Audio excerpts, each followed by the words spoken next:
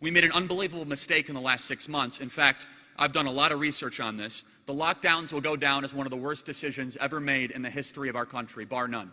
The lockdowns, they are... The lockdowns, we need to say it so it'll never happen again. I'm going to say some things that some people might deem controversial, but whatever.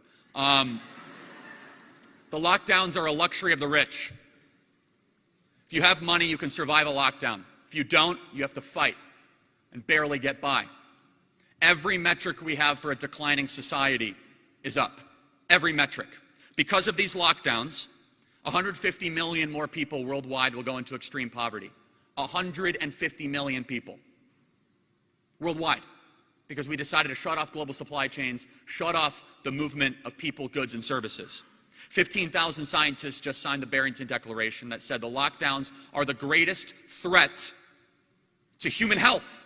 They say it's all about safety and health. The lockdowns are hurting people. These are not victimless crimes. We tried to kill a mouse with a missile, and we did not adapt as we moved on. The more we saw the data come in, the more we locked down our country. All it did is delay the inevitable and also harm our young people. 1 out of 4 of young people contemplated suicide in our country the last 90 days. 1 out of 4. Antidepressant medication is up 600% in our country. 600%. I can go through the numbers.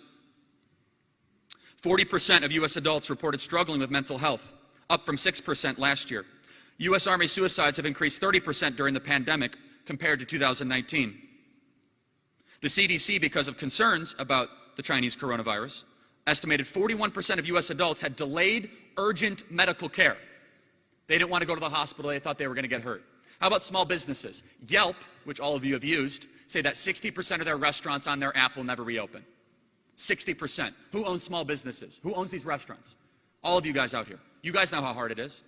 You have to deal with the city, the local, the county government, convince people to come back in. The backbone of the American entrepreneurial experiment are middle-class people taking a small risk that have 5 to 10 employees, and we crushed them. And what happened to the ruling class in this country? Jeff Bezos is richer than he ever has been. The wealthy and the rich, God bless them, most of which have been able to survive this quite well.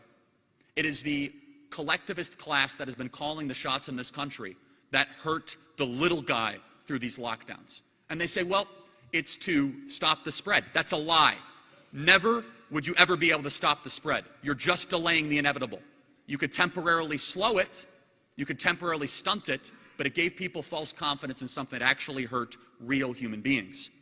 And how about our generation? As I mentioned, 52% of my generation is now living at home with their parents, up from 37% last year. 52%.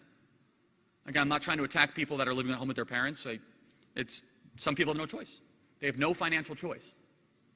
So we have a generation that the average student loan debt per borrower is $31,000 per borrower, that then graduates college with very little to any skill, most times, and I'm happy to build out the whole college issue, to then enter a country where we tell them, just go work harder.